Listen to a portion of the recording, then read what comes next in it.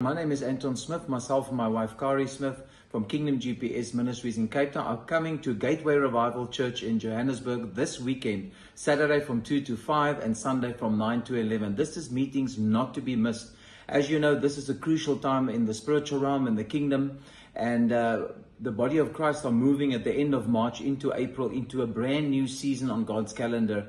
As we move into Passover time, it's a time of redemption, it's a time of freedom where God wants to set the captives free. God wants to set his bride free. God is coming supernaturally and sovereignly through his divine grace this year to overturn curses, demonic decrees that's been operating against you generationally, personally. And you know, this is also the month of March where the Esther and the Jews were almost on the brink of annihilation, and the spirit of death that operated through an enemy of them, a generational enemy, wanted to take them out. So this is a time where the enemy wants to come and block and stop you from stepping into the new and stepping into what God has for you. So this weekend we're going to deal with some spiritual contracts, and we're going to annul some contracts that the spirit of death has against us to block and stop our fruitfulness. Maybe you're in a situation where you're facing death in your finances, in your marriage, in your health, in every area. So we want to deal with that spiritually and remove that out of the way so that the Lord